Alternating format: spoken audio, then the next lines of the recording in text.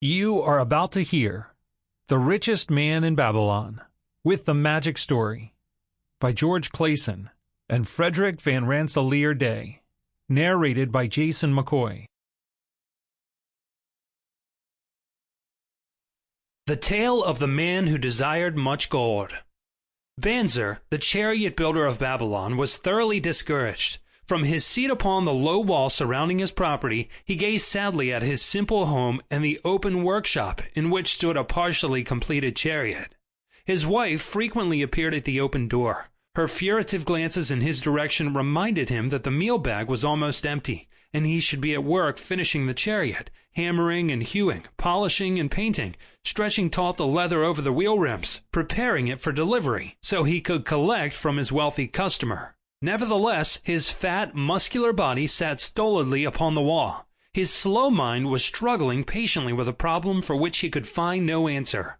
The hot, tropical sun, so typical of this valley of the Euphrates, beat down upon him mercilessly. Beads of perspiration formed upon his brow and trickled down unnoticed to lose themselves in the hairy jungle on his chest. Beyond his home towered the high terraced walls surrounding the king's palace. Nearby, cleaving the blue havens, was the painted tower to the Temple of Bel. In the shadow of such grandeur was his simple home and many others far less neat and well cared for.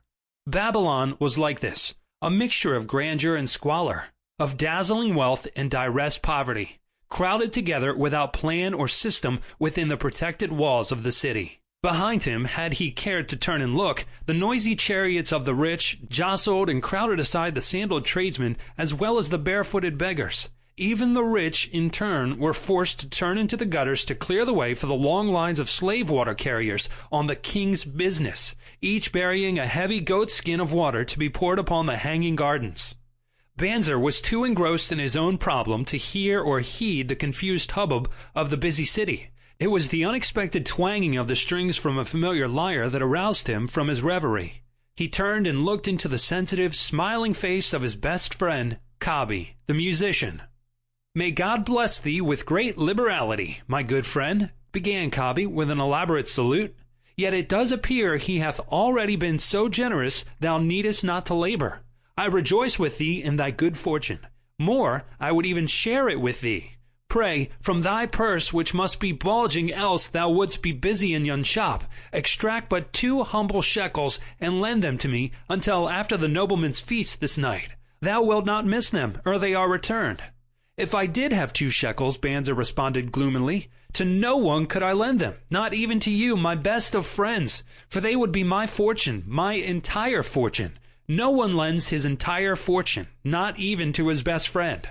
"What!" exclaimed Kabi with genuine surprise. "Thou hast not 1 shekel in thy purse, yet sit like a statue upon the wall? Why not complete that chariot? How else canst thou provide for thy noble appetite? 'Tis not like thee, my friend.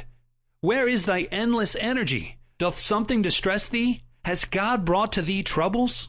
"A torment from God it must be," Banzer agreed. "It began with a dream, a senseless dream, in which I thought I was a man of means. From my belt hung a handsome purse, heavy with coins. There were shekels which I cast with careless freedom to the beggars. There were pieces of silver with which I did buy finery for my wife, and whatever I did desire for myself. There were pieces of gold which made me feel assured of the future and unafraid to spend the silver. A glorious feeling of contentment was within me. You would not have known me for thy hard-working friend, nor wouldst have known my wife. So free from wrinkles was her face and shining with happiness. She was again the smiling maiden of our early married days." "A pleasant dream indeed," commented Kabi. "But why should such pleasant feelings as it aroused turn thee into a glum statue upon the wall?" Banzer: "Why, indeed, because when I awoke and remembered how empty was my purse, a feeling of rebellion swept over me. Let us talk it over together, for, as the sailors do say, we ride in the same boat, we two. As youngsters, we went together to the priest to learn wisdom. As young men, we shared each other's pleasures. As grown men, we have always been close friends. We have been contented subjects of our king. We have been satisfied to work long hours and spend our earnings freely. We have earned much coin in the years that have passed, yet to know the joys that come from wealth, we must dream about them. Bah! Are we more than dumb sheep?